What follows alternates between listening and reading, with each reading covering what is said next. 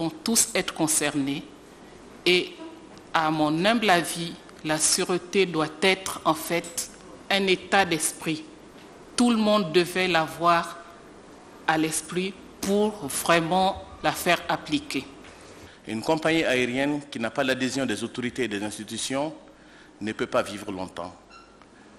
Quelqu'un a si bien dit ce matin, les droits de trafic appartiennent aux États. À partir du moment où les droits de trafic appartiennent aux États, si nous ne vivons pas en bonne intelligence avec les directions des aviations civiles, nous ne pouvons qu'aller au-devant des difficultés. Ce qui fait que ce n'est pas contradictoire d'avoir une liberté de gestion et d'être très proche de l'administration et très proche du politique. Et nous avons aussi besoin d'une forme de protection. Nous avons besoin d'une forme d'accompagnement. Nous savons que dans certains pays, je ne citerai pas de nom, des fonctionnaires, quand ils voyagent, payent toujours le plein pot en classe économique.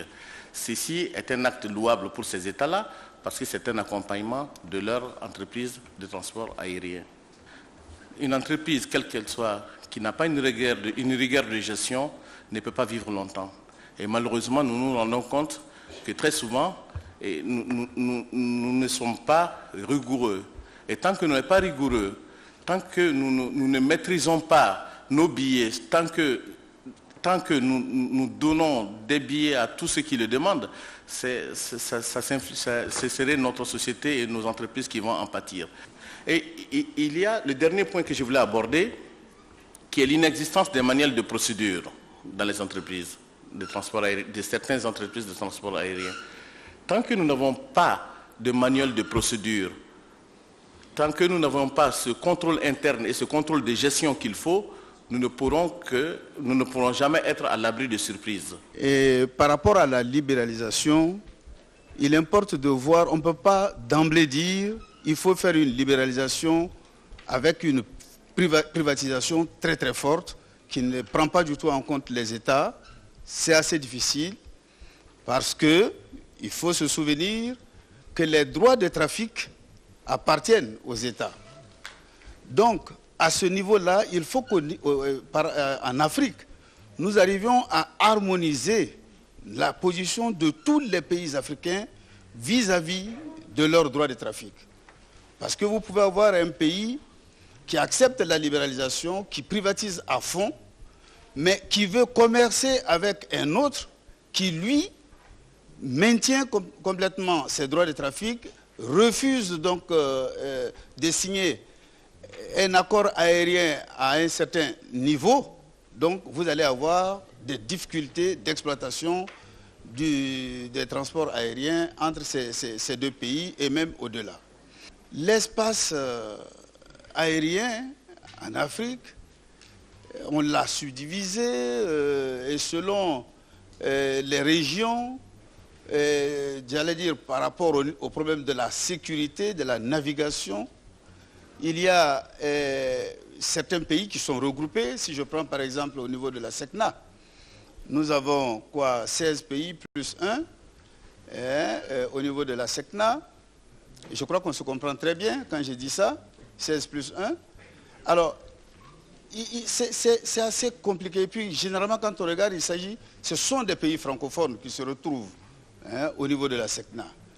Et il y a des dispositifs ou des dispositions qui sont prises ailleurs, comme par exemple dans des pays anglophones, Kenya Airways, etc. et tout ceci, dont on pourrait bénéficier également dans notre espace francophone. Alors là, il faudrait qu'au niveau donc, de ces pays, nous puissions accepter qu'il y ait une coopération entre pays francophones africains et pays anglophones africains. Nous avons choisi de retenir en 8 points les éléments qui ont été donc retenus pour ce forum. Le premier point, la décision de Yamoussoukro. Ne refaisons pas le débat, mais retenons que cette base juridique unique doit être optimisée car elle fait l'objet de lectures diverses. Sur le deuxième point, le rêve d'Air Afrique n'est pas évanoui. Comment rebondir? Est-ce des alliances? Est-ce des passerelles à mettre en place? Est-ce des partages de codes ou des matériels, du personnel ensemble? L'imagination est à l'ordre du jour, sous condition de nous unir et de travailler ensemble.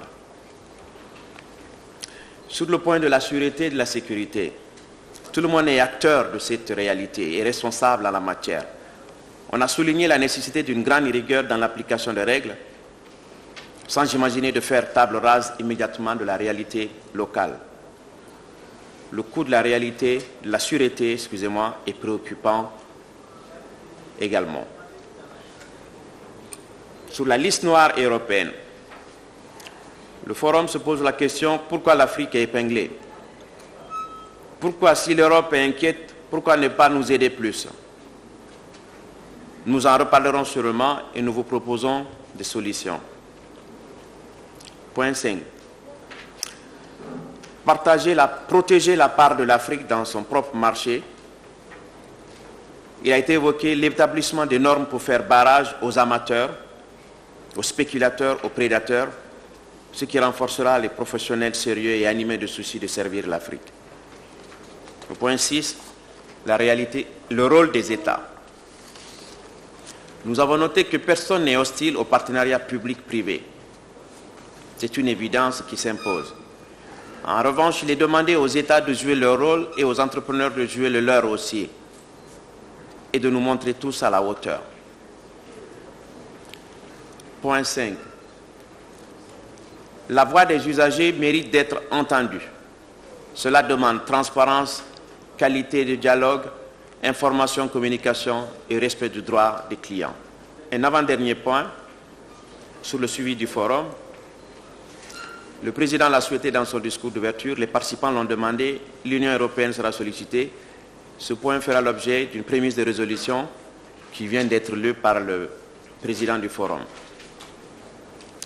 Un dernier point, c'est le e-ticketing.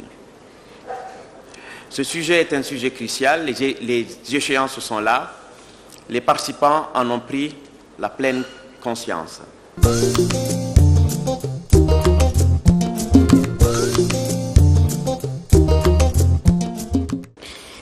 Franchement, j'y croyais pas. Franchement, depuis 2 ans que nous tournons autour de ce forum, nous pensions que nous ne pouvions pas le faire. Et nous pensions que si nous le faisions, ce serait un forum médiocre. Eh bien, je vais vous dire, pour une fois, je suis extrêmement heureux de m'être trompé à ce point-là.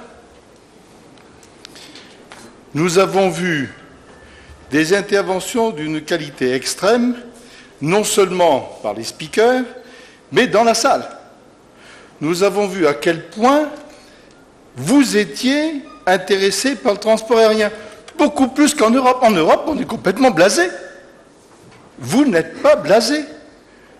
Vous n'êtes pas blasé et en plus, vous avez l'humour de regarder des situations qui parfois sont compliquées. C'est parce que vous avez de l'humour et que vous n'êtes pas blasé que vous allez réussir, forcément.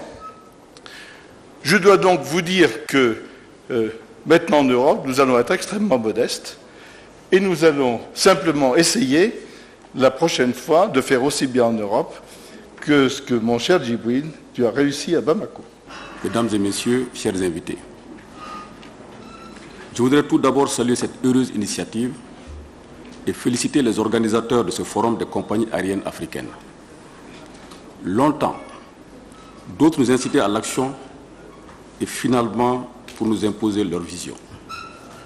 Ce forum, notre forum, comme me disait tout de suite Baba, se tient fort opportunément au moment où notre espace aérien, ouvert à tous, tend à nous échapper ou à contribuer en deçà de nos objectifs de développement. Cette rencontre nous a permis de nous interroger sur l'avenir de nos compagnies dans un monde âprement concurrentiel. Comment y faire face quand les plus grandes s'associent, fusionnent pour accroître leur performance et devenir toujours plus grandes? Comment rendre possible, au coût le plus supportable, les déplacements de nos compatriotes et de nos visiteurs sans compromettre le compte d'exploitation de nos compagnies. Mesdames et messieurs, les interrogations sont nombreuses parce que nous avons à cœur de jouer pleinement notre rôle afin d'en finir avec cette mise à l'index qui est notre lot commun.